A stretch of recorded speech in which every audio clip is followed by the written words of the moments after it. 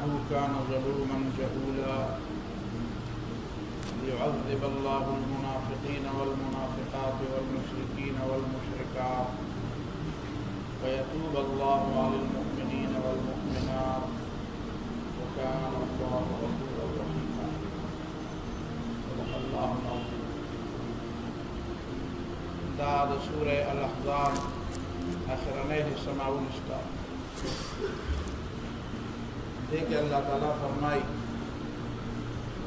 إنا عرضنا الأمانة على السماوات والأرض والجبال. من دا امانت پیش کو اسمانوں تا زمکی تا او غرونو تا فأبین ان يحملنها وغید دید چدورنا انکارو واشفقنا منها وغید دین او یریدل چمون بابکی خیانتوش دا بوج من نشو چطور چرتا من بابکی غلطی شو غلطی و یا سزا ملاوی وحملها الانسان او انسان دا بوج چت کو انسان بے زبیوکم زبدا دا امانت دا لحاظ ساتم دا امانت بزو چت کو مورد امانت خیال بو ساتم. انه كان ظلوما جهولا بشک دا شیطان دا انسان ظالم دے او ناپویم دے او دا ازادی اللہ تعالی ولی ورکڑا لیعذب اللہ المنافقین والمنافقات والمشرکین والمشرکات کہ اللہ تعالی سزا ورکی آخرکار منافقان سڑو منافقان خزقا مشرکان سڑو مشرکان خزقا ويتوب الله على المؤمنين والمؤمنات او اللہ تعالی مؤمنان سڑو مؤمنان خزقا بالتوبه توفیق ورکی و داری توبہ قبول وكان الله غفورا رحيما او اللہ تعالی کو ہمیشہ بخون کے اندے و مہربان. تدی آیت تعلق دا امانت سر دے ناول ایوسو خبر دا امانت مبارکی کون چا امانت سو توی پر شریعت بیا پدی آیت کے دا امانت نا مطلب سدے او درے میں خبر و بیا دا کو چی انہو کان ظلوما جہولا انسان دیر زیاد ظالم اور دیر جاہل دیر دیر سے مطلب خدا نے درے خبری اور دیر ظلم اور دیر جہل نا دیر استو دا پارا بیا اللہ رسولا ادا پیغمبران و تعلیمات دائی نتیجہ دا امانت پا قرآن مجید کی پر دیر مانو را گلے دے وہ پا احادیث او دا امانت او ایمان او امن دا درے والا دیو بر سر تڑلی لفظی گویا کہ ایمان چو دکم ایمان دعوت اللہ و رسول و انبیاء و اسمانی کتابوں انسانان توقع ہے اگا ایمان اگا شہر ہے چپائے کہ دا امانتون لحاظ ساتلے شوئے دے او آگا ایمان اگا شہر ہے چپائے کہ دا امن لحاظ ساتلے دا اے ببنیاد بانے امن راجی او امن دا انسان ضرورت دے. سورة انعام کے اللہ تعالیٰ فرمائی الذین آمنوا ولم یلبسوا ایمانهم بظلم اولئک لهم الامن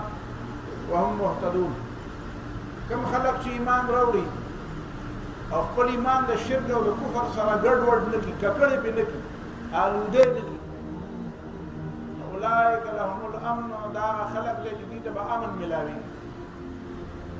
وهم مهتدون او دیو پسم اللہ. امن نہ مراد کٹورنا اولنے امن فکری و ذہنی و دماغی و قلبی امن دے دے وجن اسلام دا عقیدونا دا اغی وهمونا دا اغی شکوک و شبہاتنا دا اغی مسلمانان ساتر دی جکر خبر سے بنیاد نہیں نوی دا خبر مکر وی ذہن یا مرا والا ذہن خبر علم کی ذہن کی خیر ہے چکہ خبر دا علم ببنیاد ولا تقف ما ليس لك به علم خبر پس مزا چکہ خبر استاتا علم دا علم ببنیاد بانے و قدم اخلائی و اقدام کوا دا علم نه بغیر د ګمان د اټکل د وهم د اندازې د ګمان په بنیاد باندې اقدام مه کوه. او د قرآن مجید دا یو اعجاز دی چې دلته د لا تقفو قفا یقفو قیافه یو علم په هغه زمانه کې قیافه شناسی په دې اردو ادب کې دا لفظ شته. قیافه شناسی به دې ته ویله چې سړی به په یو لاره روان و د هغه د خپو د هغه مڼ نه به هغه بل سړي معلومات کول چې دا د چا قدم دی. هغه قدمونه د انسانانو د دومره ډېر فرق نه وي. هغه سره به دا علم و دا د بنو کنانه یو قبیله وه، بنو مدلج د هغې یو زیلي قبیله وه. د دې قبیلې د خلکو دا مهارت و. هغه مهارت په بنیاد باندې باغی دا فیصله کوله چې دا سړی څوک دی. او خبره به اکثریت ټینګ کېده. لکه نبي علیه الصلاة والسلام چې غار ثور کې پناه اخیستې وه، هم دې ولقایف راوسته. او هغه بالکل ووایي دا دوه قدمونه دي، دوه کسان په دې لاره تللي، دا یو ابوبکر صدیق دی، هغه پېژنده. او دا بل چې دی دا هغه څوک دی چې د هغه قدمونه ډېر زیات مشابه دي او یو شان دي د هغه چا د قدم سره چې کوم په مقام ابراهیم کې کومه ګټه کړې وایي هغه قدمونه او دا قدمونه بالکل یو شان. او د دې قدمونو په دې مڼ باندې د دې په علم باندې تلل او غار ثور ته ورسېدل. دا په دې زمانه کې دا ډي ان اے کوم ټیسټ دی، خلک په ډېر زیات اعتماد کوي. دا ډي ان اے د هغه زمانې د قیافې نه ډېر زیات مستند او ډېر زیات مضبوط نه دی. هغې ته الله تعالی علم ونه وی ولا تقفو ماله دا علم نه دی، دا قیافه علم نه دی. هغه دا هغه زمانې خلکو ته دا علم ښکارېده. دا مې درته وایي چې امن او ایمان دا ذهن د دې وهمي خبرو نه بالاتر کړه. ذهن کې وهمي خبرې مه ساته. رسول الله صلی الله علیه وسلم په زمانه کې د خلکو عادتونه وهمي خبرې به په دماغو کې ساتلې. یره جی چې راووتم کوره راووتم پیشو مې د مخې نه تېره شوه، بس خدای دې خیر کړي، کار مې خراب. و د پیشو ستا د قسمت سره څه تعلق دی؟ یره جی کارغه دې طرف ته والوته. زمونږ په دې وطن کې د کارغه د الوتو د کارغه د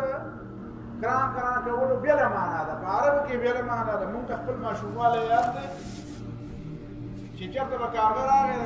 کمرې د کور په خوا کې د دې کور په خوا کې د ونه به وه، په هغې به کېناسته، یا د بجلۍ تارونه به وه، په هغې به کران به یې کول. نو وړو به وایي مېلمه به راځي. مېلمه ته به خلک خوشحالېده، یاره دې خط به راځي، یاره دې د خوشحالۍ خبر به راځي. نو زمونږ پر علاقه کې دا زمونږ پر ټول بر صغیر کې دا طریقه ده. عربو کې دا طریقه ده چې کارغال ته دی ناشي و کارغال هغې ورته غراب ته کارغه ته په عربۍ ژبه کې غراب و. نو هغې د دې غراب سره دا د بین لفظ لګولی دی. بین غراب البین یعنی د جدایۍ کارغه، یعنی هغه کارغه چې هغه د جدایۍ پیغام راوړي. دا اوس وهم دی، دا وهم دی. که دا وهم نه وی نو دلته به یو شانتې ولته به بل شانتې نه وی. که دا حقیقت وی نو دلته به هم د خوشحالۍ پیغام راوړی. نو دا څنګه چلېږي؟ دغه یو کارغه دی په هندوستان کې خلکو له د خوشحالۍ خبرې راوړي او په عربو کې خلکو له د خفګان خبرې راوړي. چې په عربو کې د خفګان راوړي نو دلته د خوشحالۍ خبر څنګه راوړي؟ دا وهم دی. نبی علیہ السلام فرمایل لا طیره د مرغو نه څه مطلبونه ما دی. مرغۍ والوته، مرغۍ کان وکړو. ولا سفره دا د سفرې میاشت چې به راغله دا زمونږ په دې وطن کې هم دا ده. په دې کوټو کې به پخوانو د بوډاګانو نیاګانو دا ستنې به یې ټکولې. دا سفره چې د 1500 نه واوړېده نو یې سفرې ووځه، نیکي راله بدي لاړه، نیکي راله بدي لاړه. د ستنې نه به یې وټک ورکړي په سفره کې ړانده ګوډ راکوځېږي. دا وهمونه. ولا هامه څه ته وایي؟ د عربو دا عادت و، دا طریقه و، دا مزاج دا د هغې وهم چې د چا نه به سړی چا مړ کړو هغه به وایي د ده د اجسام نه ده، د روح. وایي د دې نه یو ګونګی جوړ شو. ګونګی خو پېژنې؟ د دې نه یو ګونګی جوړ شو، الو ګونګی دې جوړ شو. دا ګونګی تږی دی، تږی. او دا په صحرا کې د الله چې بالکل خلک وایي چې د الو په شان دی ناست، ګونګي په شان ګونګ شوم ورته. دا یورپیان چې کوم دی د امریکایان دی ګونګي د هوښیار دې د هوښیارتوب سمبل ورته وایي. خر ته د کمال سمبل وایي. خر هلته انتخابي نښه ده. ودا ډېر کار کې ډېر محنت ډېر زیات دی هغوی مزاجونه جدا دي زموږ مزاجونه جدا دي هغه الو په شان دوی به وایي چې دا الو دا ګونګی چې داسې ناست وي دا خفه وي وایي دا تږی وایي دا په څه مړېږي د عربو ذهن کې دا وایي دا په دې مړېږي چې دا زما تره زما پلار زما ورور زما ټول زوی چا وژلی چې څو پورې مې هغه سړی وژلی نه وي او د هغه نه مې ساه نه ایستو دا ګونګی به بیا د هغه د هغه وینو باندې مړېږي چې د هغه کله زه مړ کړم خپل د دې ورور دا قاتل مړ کړم نو د هغه په وینو باندې به دا ګونګی مړېږي که نو زما د ورور هغه روح نه دی بس هغه به ټول عمر تږی نو دا به د سړي پر دماغو کې یو زبردسته د انتقام یو جذبه پیدا کوله چې ښه لکه مړ یم که راله او اوس هغه مړی تږی یم دی او هغه به هله به مړېږي چې هغه بل سړی زه مړ کړم چې د هغه وینې وڅکي نو هله نبي علیه السلام مې دا تاسو څه وایي ګړې وړې مه وایي دا وهمي عقیدې دا وهم دی ولا تقف ما ليس لك به علم فعلم پسې ځه په دې وهمي خبرو پسې مه ځه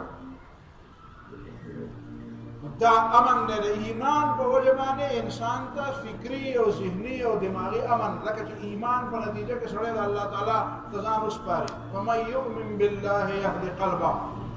څوک چې په الله ایمان ولري بس الله تعالی د زړه ته رهنمایي کوي د زړه ته رهنمایي کوي کوم سړی چې دنیا پرست دی نو که په دنیا کې تاوان راشي نو بد دی د پوځ نه ځوړند کوم چې مؤمن دی هغه وایي یاره دا دنیا خو بد داسې ده کله به تاوان راځي کله به ګټه راځي د خدای د طرف نه ده خیر دی دا هم د الله له طرف نه ده دا هم د الله له طرف نه دا ایمان سړي ته رهنمایي کوي نو د ایمان په وجه باندې سړي ته اندرونی امن ملاویږي فکری امن ملاویږي انسان بیا د معاشره او د امن ملاویږي دنیا کې د مسلمانان یو ورورولي ده انما المؤمنون اخوه مسلمانان ټول مسلمانان یو برادری ده بلکې هغه انسانان چې مسلمانان نه دي هغې ته هم ویلي د هغې هم څه حقوق شته د هغې حقوق هم ادا کوي هغې ته یو د میدان جنګ خبره جدا ده میدان جنګ زموږ د خلکو دا تصور دا پوره پوخ نه وي یا لکه په میدان جنګ کې د کافر وژل جایز دي نو په عامه مسلمانان په عامه معاشره کې به هم ورته برنګ ګوري او دې کړه به ونه ورکړي او خیال به نه ساتي نه جي داسې نه ده د میدان جنګ خبرې جدا دي د عامه معاشرې خبرې جدا دي په عامه معاشره کې تاسو د نبي علیه الصلاة والسلام اخلاق او کردار ګورئ نبي علیه الصلاة والسلام ورسره څومره نرمي کړې ده د هغې د حقوقو خیال یې ساتلی مکې والوله چې د نبي علیه السلام سره برسرې جنګ نه وو چې یاره د جنګ میدان منور نبی علیه الصلاة والسلام د مدینې منورې نه مکې والا غله لېږل پیسې به یې لېږلې او د چا په لاس به یې لېږلې د ابو سفیان په لاس به یې لېږلې یاره ټول نه لوی کمانډر و د مکې د خلکو نو لهذا د دنیا کې امن چې ملاویږي نو دا د اسلام په وجه ده دا د ایمان او د امن یو تعلق مې درته وي امانت څه ته وایي قرآن کې د امانت ذکر ان الله يأمركم ان تؤدوا الامانات الى اهلها امانتنا عهدې منصبونه اختیارات دا امانت دی دا دې بر خلکو ته ویل دي چې لاندې خلک مقرروي نو دا امانت دا هغه چاله ورکوي دا د اهلیت په بنیاد تقسیموي دا د خپلولۍ د دوستۍ د ډلې ټپلې په بنیاد نه تقسیموي بیا به نظام خراب یو حدیث کې راځي رسول الله صلی الله علیه وسلم نے صحابي تپوس کې خدای پیغمبر مت الساعه قیامت به کله راځي رسول الله صلی الله علیه وسلم فرمایي اذا ضيعت الامانه فانتظر الساعه کہ امانت ضائع شي د قیامت انتظار کا نقيل كيف اذاعتها يا رسول الله بیا د پوښتنه چې خدای پیغمبر د امانت ضائع کول څه مطلب وقال النبي صلى الله عليه وسلم فرمایي اذا وسد الامر الى غير اهله فانتظر الساعه چې کله اختیارات نالایق او حواله شي د قیامت نه اختیارات نالایق او حواله شي د قیامت نه ما د روس په اړه کې یو لیک نشته د روسیانو په فاز زمانہ کې د سوویت یونین د هغه یو اداره و کې جی بي متعلق دلته کوی خلک ناس دي او ډېر زیاته پته با کې جی بي والا کې یو افسر دا به افسر په اړه کې باقي ادارو ته پته ولګي چې دا د چا ایجنټ دی بس شي په څه پته ولې نشو اخر کار هغه ایجنټ په عمر تیر کو بیا لاړو د کې ته لاړ یا چرته لاړ دې ته بیا اخر کې تاسو کو یې راته خو دلته اوسېدې په دې کې جی بي کې تنخواه دې زموږ نه غوښته او کار دې د بل چا د پاره کوو موږ تا باندې څه شي څه متولې نشو سنور نخي خوشته کنه چې څوک چا د پاره کار کوي دا سنور نخي وي هغه ته وایي چې اصل خبره ده وا چې زه د سی آی ای ایجنټ وم د امریکایانو ایجنټ وتا د امریکایانو له څه کوم تاسو له څه پیغام نه لګول څه معلومات نه لګول څه کار وتا ولا څه کار کوي ته دا ایجنټ وای ما ولا دا کار کوم چې زه یو سلیکشن بورډ کیوم چې ما به خلک برتی کول او خلک به ریکمند کول چې دا به والو په اداره کې به دا برتی کو او دا به برتی نه و چې کوم کاندیډیټس براله کوم خلک براله چې چا به درخواستونه ورکړي چې هغه موږ په اداره کې برتی کا وای په هغه کې به ټول نه نالایق سره ما کته هغه به برتی کا بس زما دا کار ما تاسو زګورې ما درس کې دا مختخل بدل پیدا ما دا زګورې د حدیث نه دا خبره یې دکړې چې یو نظام روانه یو اداره تباکه نو پاره کې په ټول خلکو کې ټول نه نالایق سره ګوره او هغه ته اختیارات ولا کوه ټول نه نالایق سره ګوره او ته اختیار ولا کوه چې اداره په خپل ته بشي دا دیوال جوړول غواړي مصری ولا راول لس مصریان راول او هغه لس کې ټول نه نالایق لري په دا دیوال ته جوړ بس په وته ګوره په دا باندې ته جوړه نو په علاقه کې اوسړې او خپل په دې وخت په فاصله د موږ خدوسمو نو موږ جمعه جوړو نو هغه دما کشر روغ دی نو هغه وی دا ټیکداران ګوري دا جمعه را جوړ کړي نو هغه یو ټیکدار والله دی وخت نه خسړیو نو هغه ته یې زوی را جوړ وی تا د اوس په چرته ټیکدار ته هم جاته وی او ما افلام کې وی هغه تا جوړ کړی دی بس غریب نبی اساو وته وی او چې هغه پتا پتا ما پتا نه ودا سي چلو ودا سي مطلب دا دی چې دا په شان بیره جوړه یعنی چې کوم یو کار پر روانول غواړي نو هغه چاته حواله کړي چې چا هغه هیڅ علم نه کیس لړاول غواړي نه لایق وکیل له ورکړه آبادی جوړول غواړي نه لایق مصری له ورکړه بچي نه په یو غواړي که خراب ده د سکول دا بچي د ماشومان په یو غواړي که د ژوند تبا کول غواړي نو که ژوند تبا کول غواړي نو بیا ولا نه لایق استاد ګوره او که ژوند په یو بیا ولا ټول نه خسرې ګوره او که ژوند تبا کول غواړي نو بیا ولا خپل د ماما او کاکا زبره ولا بیا ویږي او کنه ویږي اذا وسد الامر الى غير اهله چې اختیارات او ذمہ داری نه لایق او حواله شي نو فانتظر الساعه مدد قیامت نه خدای بیا به قیامت نو سمجھ د دنیا دا نظام رواني کې اعلی چې نه لایق ہوتا نو دا چې دی ورکوټي داري نظام محمد رواني کې چې نه لایق ہوتا دا امانت ده نو الله تعالی حکم وکړي ان تؤدوا الامانات الى اهلها نظام خرابوي ما امانت هغه چاله ورکړي چې څوک لایق دا امانت عہدے امانت ته منصبونه امانت ته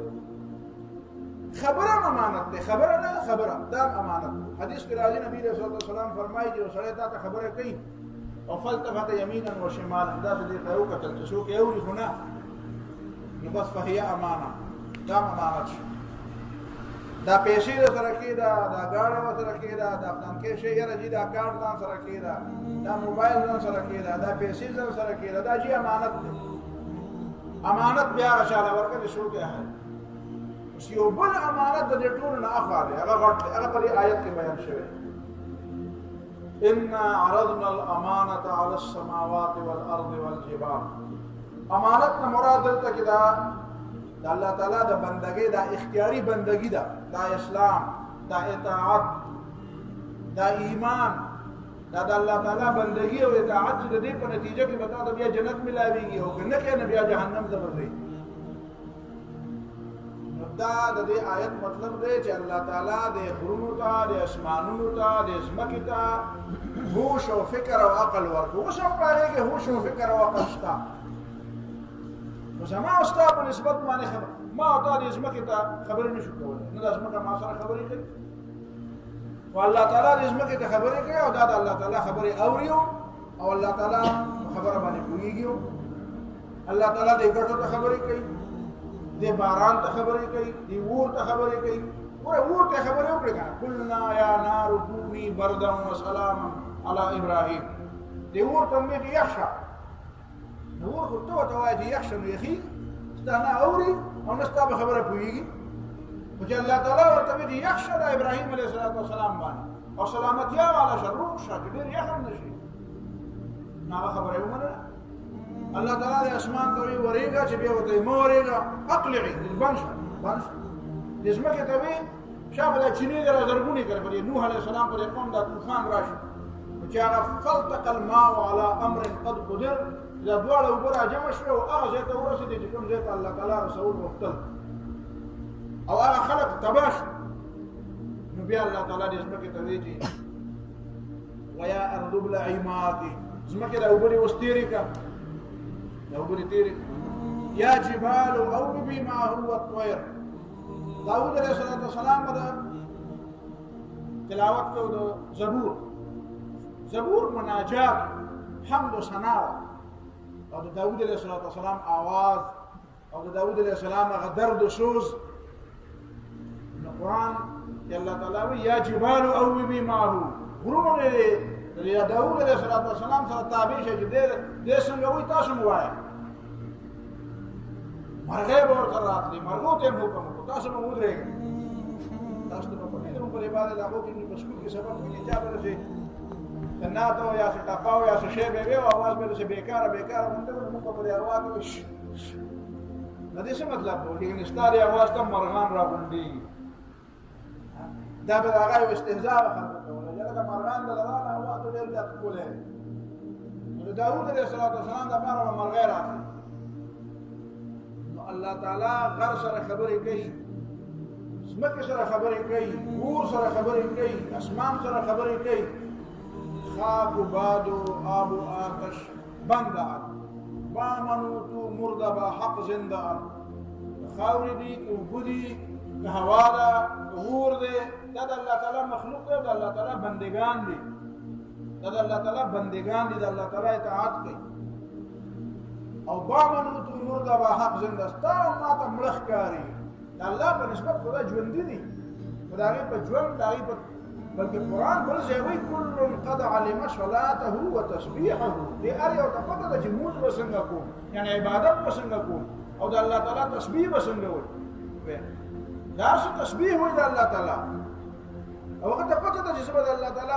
عبادت او د الله تعالی تسبیح او پاکي به څنګه بیانوم وإن من شيء إلا يسبح بحمده هر يو شيء الله تعالى تسبيح وي ولكن لا تفقهون تسبيحهم وتبين بويږي دا ټول سيزونه دا امانت الله تعالی د ازمکه ته د اسمان ته د غرونو له عقل او فکر او پوهه ولا ورکړي به وته وای چې تاسو د خپل احکام درکم خپل احکام بدل درکم حرام او حلال دا کوي او دا مه کوي دا غي په نتیجه کې چې تاسو عمل وکړو نو تاسو به بیا جنت درکو چې ما او تعالی جنت جوړ کړل نو غرونو هم جنت جوړولې اسمانونو هم جوړولې زمکه له دریابونو هم جوړولې څنګه جنت به هم جوړولې دا ستاسو د سر له ته په دې مخه پکېږي دا جنت به څنګه چې په دې کې غرونو د غرونو به څنګه مزي وي بس دا چې الله تعالی هغه له اختیار ورکړی او هغه له اختیار قبول کړی نبی ابو طالب دې له جهنم د پاره جنت څنګه ده او دوزخ څنګه ده دی الله تعالی ولا پیدا کړ اوس هغه نه پیدا کړ اوس ما تعالی پیدا کړ نو هغه وی چې یا الله پاک دې انعام نتیجه ډیره خلا ومو یریبو چې دې کې به موږ کوتاهی او غلطي وشي لهذا موږ به اختیارک موږ اختیار مراکو بس موږ به اختیار مخلوق کا چې موږ رستانه فرمانی کولای نشو الله تعالی وی صحیح نو دا مخلوق به اختیار او د اختیار نه بغیر د الله تعالی خبره مني او هغه باندې ثواب شته او نه عقاب شته په به اختیار کار باندې نه ګناي او نه ثواب په دې الله تعالی چې له ګنا نه ورګي چې ته بدلی کې ولې پیدا وي او په دې ولا ثواب نه ورګي چې ته په مدینه کې ولې پیدا وي په مدینه کې پیدا شو دا د ثواب خبره شو نو دا خوسته اختیار نه په مدینه کې عبد الله بن ابي پیدا او مکه معظمه کې ابو لهب او ابو جهل پیدا دا د اختیار خبره نه ده څوک چې په دې الله تعالی چې نه ثواب ورکوي نو ولا عذاب ورکوي چې د پښتون دی او د پنجابي دی دا چې په اختیار کې نه ده په دې ولا نه ثواب ورکوي نو ولا عذاب ورکوي چې دا نور دی او دا خزا دا د اختیار خبره نه ده ثواب او عذاب هغه خبره باندې الله تعالی ورکوي چې کوم اختیاري دي نو دې لپاره اوس اختیار نشته نو ثواب او عذاب نشته بیا الله تعالی انسان لا عقل او قوه ورکړي دا انسانان الله تعالی یو ځل په خوا پیدا کړي یو عهد الله تعالی د انسانانو نه واستل هغه به تر بیا بحث کوو ان شاء الله وإذ أخذ ربك من بني آدم من ظهورهم ذريتهم وأشهدهم على أنفسهم ألست بربكم دا څنګه چې ما او تاسو پیدا یو د نیکنه لار او بیا وسه او وسه دا احکام مداسه په دې ترتیب باندې الله تعالی د انسانانو ټول یو ځل مخکې پیدا کړي په خای پیدا کړي او بیا واشهدهم على انفسهم هغه له شعور ورکو وته وی چې ځان پیژنې څوک یې او ځان پیژنې اصلي جواب او زفلان کې دا پلان کې دا پلان دې دا متر دې دا مرور دې دا مشویر دا ټول پیژنې خشعور خپویا بیا ته الست بربکم زمربیت کنیم زما ربوبیت منه هغه ټول به بلاولنا دا چې په عربي شو کویږي نه بر دې نه خوند دی دې مطلب دا دی چې حالات داسې وو چې په هغه کې د انکار لپاره گنجائش نه الست بربکم ولې استغفر ربنیم داسې خبره دا انداز د خبرې چې داسې کې راځي دا په هغه ځای کې کېږي چې د انکار لپاره هیڅ گنجائش نه قالوا بلا ما يودي ولنه دا مخرج په دې مقامه الله تعالی انسانانو ته دا اوس زماره ربوبیت تاسو ومنه زبتا سو د اختیار درکوم زبتا سو دوباره پیدا کوم په ترتیب باندې په دنیا کې او هغه ترتیب باندې تاسو یو ځل په ما باندې ځان را خرڅ کړو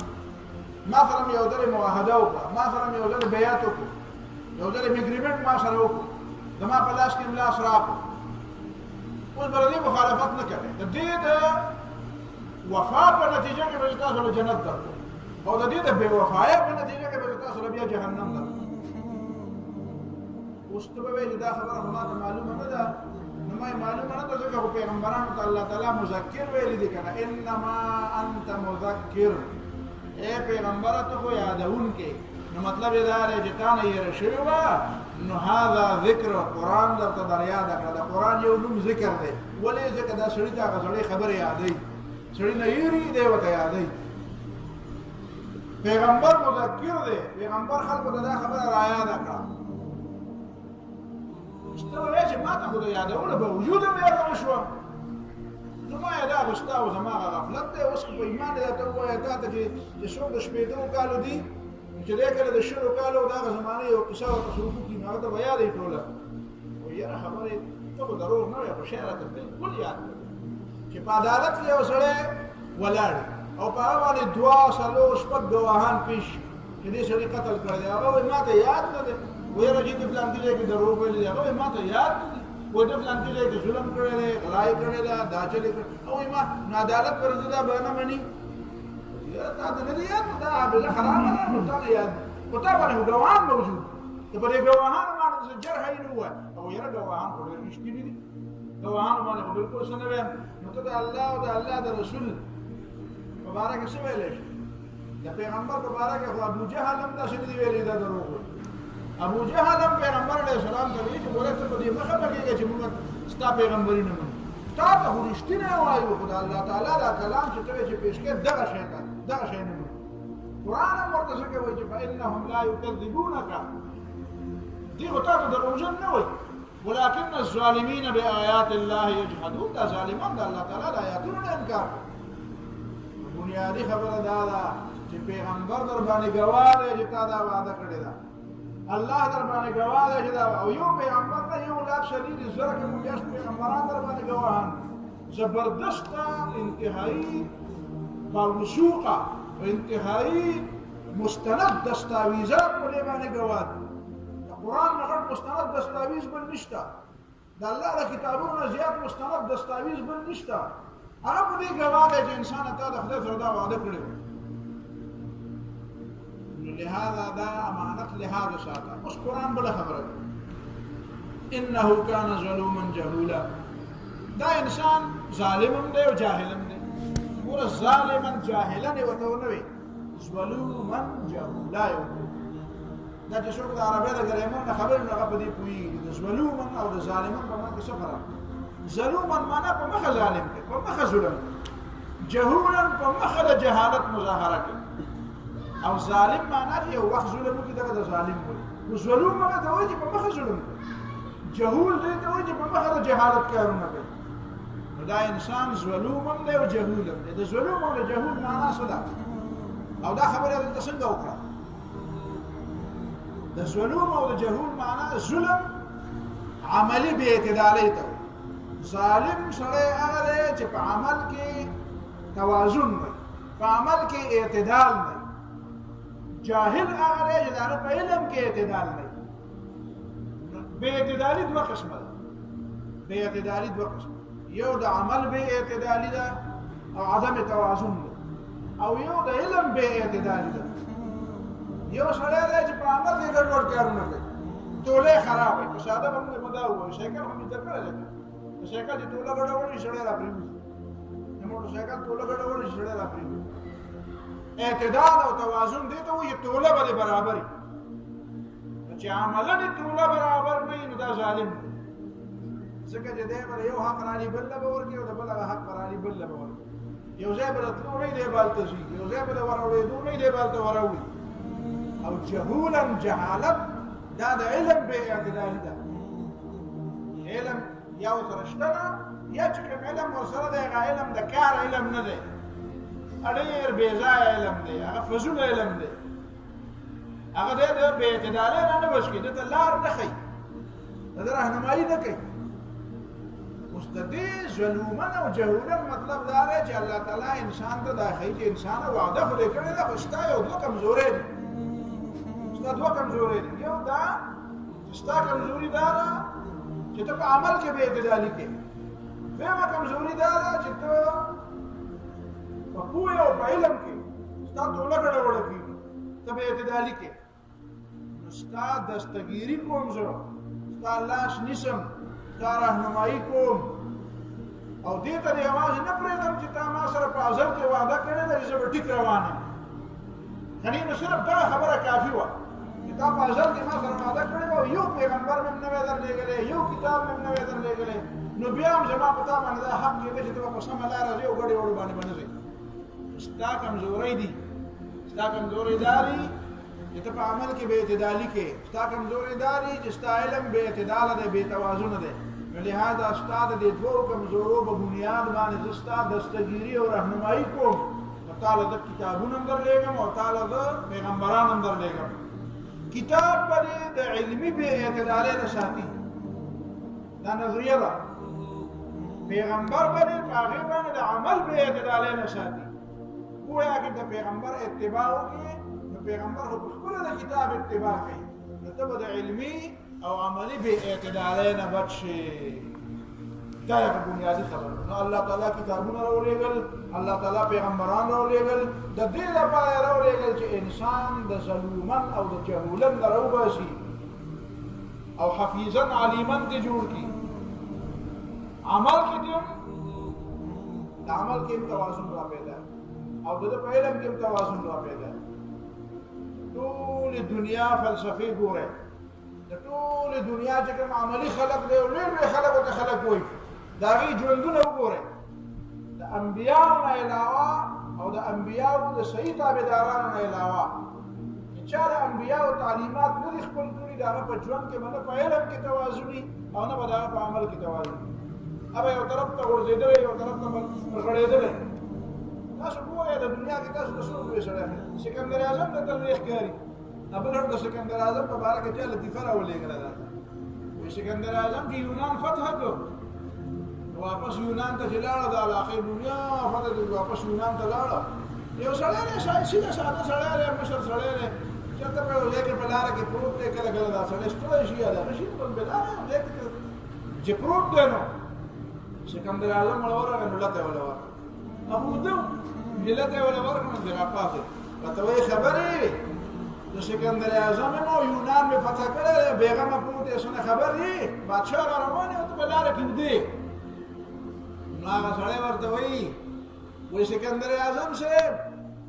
ملکونه فتح کول د بادشاہانو کار دی او لته وال د خرو کار دی نو په دنیا کې انسان نشته چې دنیا خرو ته والا شو دنیا کې د انسان پاتې نشو چې اوس به فتوحات خر کوي دا خبره مطلب دا دی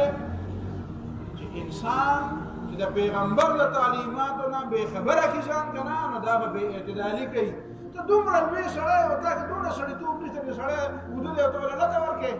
ته خپله بادشاهي له په دې سړي باندې ازمېږي ما دې معنا دا ده چې دا د څومره خلک لوی خلک ښکارېږي خو د پیغمبر د تعلیماتو نه او د پیغمبر د رڼا نه و علم وشته و علم دا مشکات راواله چا سره د مشکات د نسخه مرعات او مرقات د حاشیه په لګېدلې د کتاب العلم پر العلم باندې او حاشیه لګېدلې ده پرې د پاسه د محشی لیکل دی علم څه ته وایي وی العلم نور مقتبس من مصابيح مشكات النبوة علم غيرانات وي د نبوت د تاخونه کې دنه چې کوم رانا پرته ده هغه نه راغستې شوی اصل علم چې حقیقت کې علم خدای الله تعالی سره بیا په مخلوق کې ټول لوی علم د پیغمبرانو سره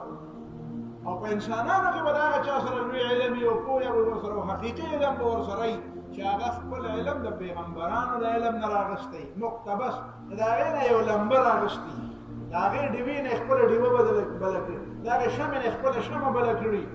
دې سړي سره علم وره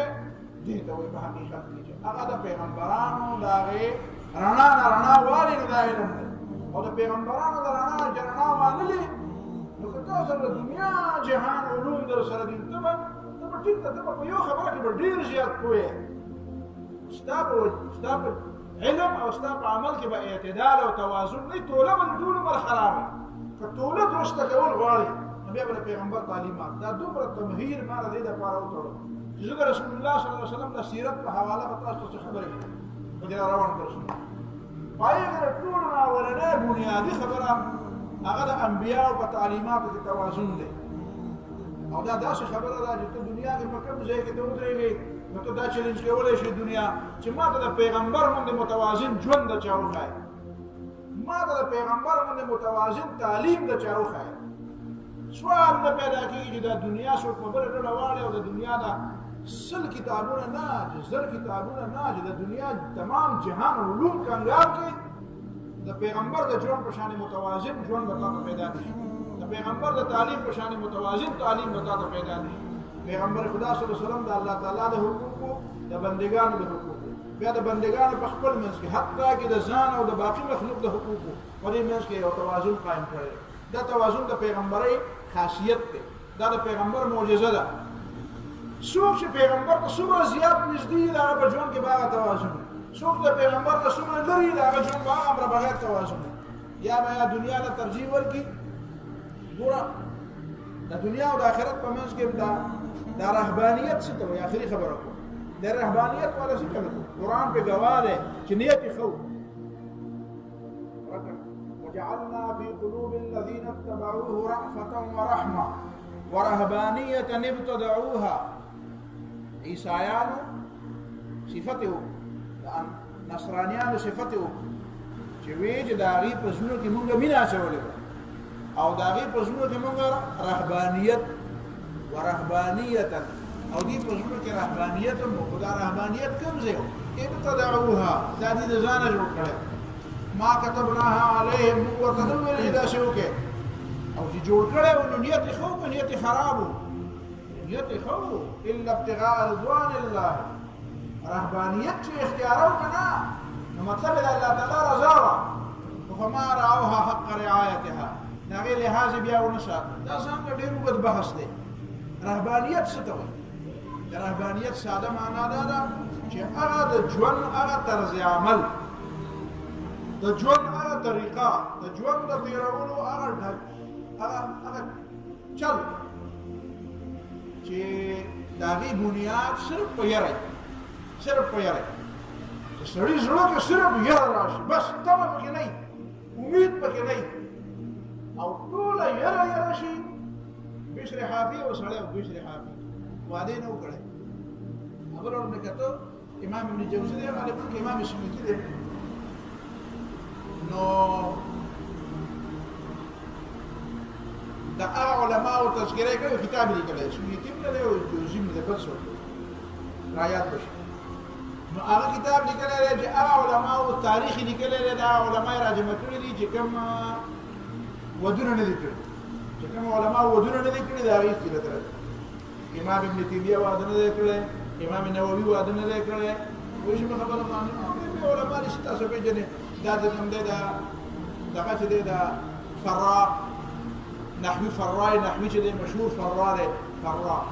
هغه واده نه دی کړی نور دا ډېر خلک دي چې هغه ودونه نه دي نو هغه د دې لپاره نو خبره مې د دې پورې کوله چې رهبانیت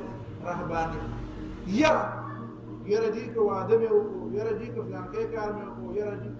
نو بس غر کېږم یره دې کو کاروبار مې شروع کړو نو غر کېږم یره دې کو اختیار نه جی اختیار را نه راکړو که اختیار را نه راکړو نو بس صحیح پیسې نه غر کېږم نه ته یوازې دا مو وایې چې غر کېږم ته دا مو وایې چې الله تعالی شته د ما لاس براني شي ما بره اوچتوي الله تعالی مهربانه دی الله تعالی د خلکو دستګيري کوي دا پریوتي اوچتوي نو ما الله تعالی اوچتي الله تعالی نه مدد غواړم نو څه امید هم ساته او څه یره هم ساته چې یره نه ساتي بیا هم خرابېږي او چې امید نه ساتي بیا هم خرابېږي نو هغه رهبانیت والا د خپل ټول مذهب بنیاد په څه کې ایښودو د ټول ژوند بنیاد په یره جي مو دې کې هو دا دکان ته لاړم که نه به لاړم رالم یره جي دې پیسو ته خو د ټینګ نه یم یره جي دې بچو ته نه بس دپرې دوا بس ګټو غر پر نو به زه چې تښتو زه چې تښتو هلکه دا چې غر ته تښتو پرون نن راته یو ملګري وي دوه ملګري مې دي وایي موږ علماو له کتابونه ورکړه وایي چې د اسلام څخه لږه ډېره خبره زده کړه وایي راته وایي چې دې دنیا کې همون غل کې دوه رشته داران دي یو جوړه که دوه جوړې جامې د ځان سره واغوستې او قرآن مجید د ځان سره واغوسته ورک دي چې ځو چې د ځنګل ته ځو صحرا ته ځو او دا دنیا هم ورکول کوي بس هغه زمانه راغله چې نبي علیه السلام فرمایي چې غر ته به ځئ او بیزۍ به ساتئ وایي موږ خو هغه چل کوو ما هلک ته وایي چې خوانده شوې ته چېرته ونه تښتې مې په دې کې په سلو نه په زرو کې خو یو دوه کسه داسې ملاوېږي چې خبرې ته غوږ دي ما درته مثالونه وایم داسې مثالونه موږ ته موجود دي چې خلکو لکونه روپۍ د خپل جیب نه راغستې او د خپل او د خدای د رضا دپاره چې نه دا ما سره ارامې وي دا مې لرې کړې د ځان صفا کول غواړم داسې مه وایه چې هغه زمانه راغله چې بلکل څوک خبره نه اخلي لږ همت به پکار مطلب مې دا دی چې دا رهبانیت ابتدعوها دا دې د ځانه جوړ کړی نیت یې ښه و نو غرونو ته چې لاړه صحراګانو ته او غارونو ته چې لاړه نو نیت یې ګناه نه وه د ګناه نه خو تښتېده فما رعوها حق رعایتها نو د هغې بیا ګوره بدعت چې سړی کوي که نه چې د پیغمبر د سنت نه یو خوا بل خوا ځي که نه نو لازما برغړی چېرته لازما برغړی ژوند په دنیا کې هم درست تېرول غواړې د پیغمبر تعلیماتو نه باندې ځان پرې که د پیغمبر د تعلیماتو په ځای د ځانه څه شی جوړ کړو چې یاره جي زما خو د پیغمبر په تعلیم کې دا خوښ دی او دا بل دی بل څوک وکړي نه بیا لاړې را څنګه پکې شته ده دا خوښ او د ناخوښ اختیار پکې شته دی لهذا متوازنه زندگی متوازنه پویه د ټولې سره مطابق ژوند ژوند نه بیتولی نشي فکر نه بیتولی نشي د دې واحده لار د پیغمبرانو تعلیمات او د پیغمبرانو تعلیمات د ټول ډېر زیات متوازن دي په دنیا کې د هیڅ چا تعلیم دومره متوازن نه دی لکه د پیغمبر او د رسول الله صلی الله علیه وسلم تعلیمات او سنت دومره متوازن دي چې دومره د هیڅ چا متوازن دي ان شاء الله العزیز په دې باندې آینده به حاصل حافظ معنا خپل لخپي دا د کوفی باشنده و د کوفی دی به خپل لخپي ګرځېده واده نه وکړي خبره په واده په سره دا بشر حافظ دی دا به ټول عمر خپل لخپي ګرځېده او سرتور سر به ګرځېده او تر به او یریده به دومره چې دی کله وفات شو نو چا په خوب کې په دې خوبونو ولا ډېرې عقیدې مه ساتئ ښه په دې خوبونو ډېرې عقیدې مه ساتئ ښه شی دی خو د چا خوب حدیث کې راغلي دا خوب د نبوت شپږ څلوېښتمه مرتبه ده شپږ څلوېښتمه د شپږ څلوېښتمې په مطلب پوهېږئ مطلب یې دا دی چې نبي علیه السلام د پیغمبرۍ نه مخکې شپږ میاشتې ښایسته خوبونه لیدل بیا ورته پیغمبري میلاو شوه 30 کاله د پیغمبرۍ ژوند 23 نومې 46 چونکې شپږ میاشتې د 23 سالونو 46 مرتبه ده په دې خو ورسېدې شپږ میاشتې ښایسته خوبونه لیده هغه به ټیک کېده بیا د هغې نه پس پیغمبر شو نو د پیغمبرۍ عمر څونه و 30 کاله نو 30 چې په دوه تقسیم کې نو څو ته جوړ شو 46 ته جوړ شو د 30 کالو نه چې شپږ میاشتې جوړې نو څو حکایې دي جوړې نو 46 حکایانې شوې او یو حکایې شپږ میاشتې شوه نو هغه شپږ میاشتې پته ولګېدې شپږ میاشتې د نبوت څومره حصه ده شپږ څلوېښتمه حصه ده اوس مې مطلب ورسېدی خوب ښه شی دی خو د هر چا خوب نه د هر چا خوب نه